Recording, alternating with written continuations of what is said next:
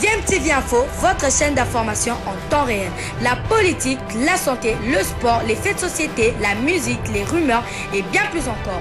Vous découvrirez cela dans notre chaîne DMTV Info.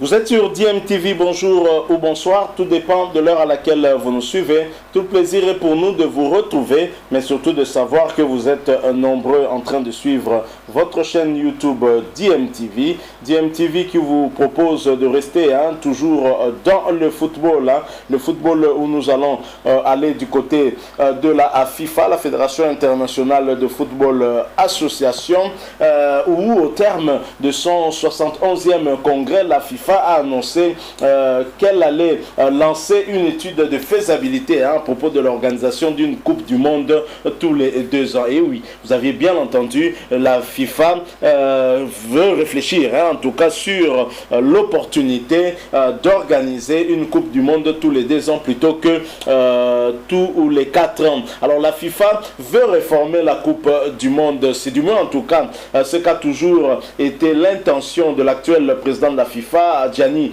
Infantino, alors que la FIFA a habituellement en tout cas organisé la Coupe du Monde tous les 4 ans. Elle voudrait l'organiser désormais tous les 2 ans. En effet, dans un communiqué officiel publié aujourd'hui, la Fédération internationale de football amateur a confirmé qu'elle se pencherait sur la question. Selon le communiqué, la Fédération sportive internationale du football a donné son accord pour qu'une étude de faisabilité soit réalisée afin d'étudier l'impact que pourrait avoir une telle réforme. Le projet a été approuvé au terme du 71e congrès de la FIFA réuni le vendredi dernier à Zurich en Suisse. De quoi changer le visage du football mondial dans les années à venir peut-être. En tout cas, beaucoup voient déjà d'un bon œil une telle innovation ou un tel changement. Vous le savez, beaucoup de pays ont du mal à se qualifier et une fois que vous ratez une qualification, il y a déjà un problème qui peut déjà arriver à votre effectif, parce qu'imaginez un joueur qui a 32 ans, 4 ans après 36 ans, donc déjà ce joueur peut déjà être out pour une Coupe du Monde. Donc si on passe de 4 ans et qu'on réduit à 2 ans, ceci peut en tout cas permettre à certains joueurs d'espérer jouer au moins une phase finale de Coupe du Monde, parce que actuellement vous pouvez avoir un joueur qui pète la forme et qui a 28 ans, qui a 29 ans, et une fois que vous ratez le mondial, le prochain ce sera quand il aura 34, 32 ans, 33 ans.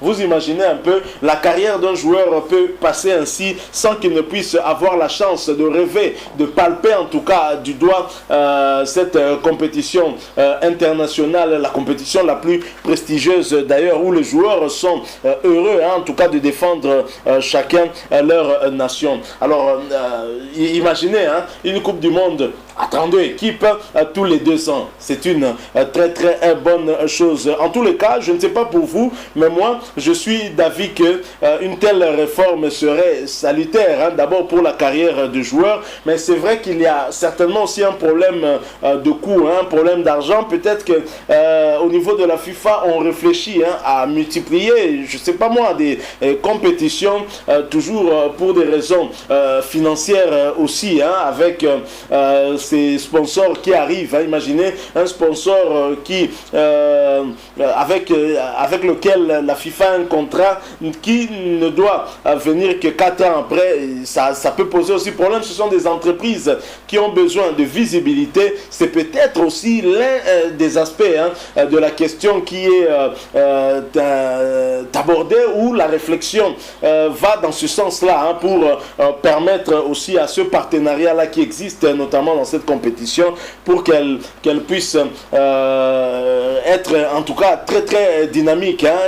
Tous les 2 ans, c'est mieux que tous les 4 ans, parce que un sponsor, c'est avant tout en tout cas une entreprise et qui est là pour faire des affaires. 4 ans après, c'est quand même assez trop. Bon, du moins, la réflexion est lancée. On verra maintenant bien qu'est-ce qu'elle donnera, parce que très certainement, cette étude de faisabilité va étudier tous les paramètres, aussi bien en comparant aussi les autres compétitions continentales, telles que l'Euro, la CAN, ou même du côté de l'Amérique et même de l'Asie. Toutes ces compétitions Pour l'Euro, par exemple, ça se déroule aussi tous les 4 ans. En Afrique, c'est tous les 2 ans. Donc, il faudrait voir un peu, essayer un peu d'harmoniser le calendrier FIFA avec les autres compétitions internationales, les différents championnats aussi. C'est vraiment un travail qui doit être, un travail de longue haleine qui doit être fait par les experts de la FIFA pour ne rien laisser de côté. Il faut penser à tous les paramètres sur cette question. Mais en tous les cas, puisque l'idée est lancée, à mon sens, c'est une bonne idée qui peut favoriser en tout cas beaucoup plus les athlètes, les joueurs, parce que la Coupe du Monde est quand même la compétition la plus prestigieuse et donc les joueurs ont besoin d'y participer, d'avoir une chance au moins d'y participer. Alors quand ça revient 4 ans après, une fois que vous ratez, c'est vraiment compliqué parce que 4 ans après, peut-être que c'est l'âge qui va vous contraindre de ne plus être en mesure de participer. Donc voilà, ça peut être en tout cas une bonne chose. Mais est-il que c'est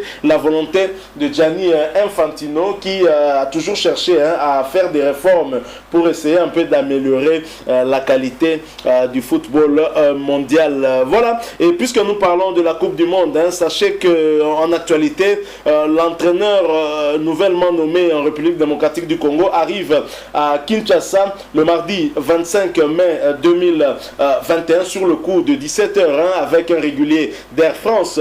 Il transite par Kinshasa parce qu'il doit paraffer son contrat avec le gouvernement congolais. Ensuite, bien évidemment, il va certainement rejoindre la Tunisie avec l'équipe nationale pour ce stage de 2 semaines en prévision des éliminatoires de la Coupe du Monde Qatar 2022. Vous savez, ces éliminatoires, en tout cas dans la zone Afrique, ont été repoussés de juin à septembre pour permettre à certains pays de réhabiliter leurs stades qui n'ont pas été homologués par la FIFA, qui ne répondent pas aux normes FIFA, et la République démocratique du Congo va mettre à profit ce temps pour mieux peaufiner sa préparation pour ces éliminatoires. Je rappelle qu'en première journée, la RDC va affronter la Tanzanie et ensuite, bien évidemment, viendra le Bénin et la Tanzanie. Ce match, sauf vraiment changement de dernière minute, va se jouer du côté de Lubumbashi au stade Tout-Puissant Mazembe, justement parce que le stade des Martyrs ne répond pas aux normes FIFA et c'est un stade qui n'a pas été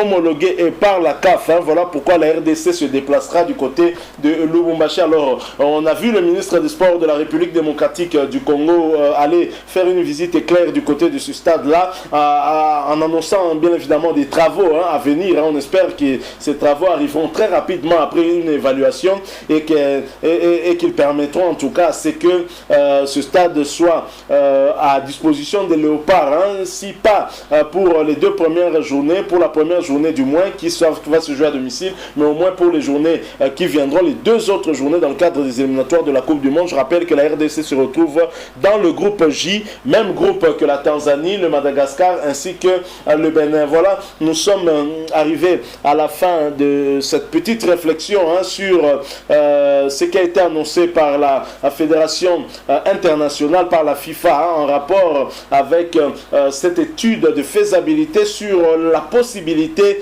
de ramener l'organisation d'une Coupe du Monde à chaque 2 ans plutôt qu'à chaque 4 ans comme ça se fait actuellement. Donc nous allons en tout cas suivre ce dossier et nous espérons que ça sera favorable par rapport à ce que nous estimons en tout cas être avantageux pour la République démocratique du Congo, par exemple, du moins en tout cas pour les athlètes.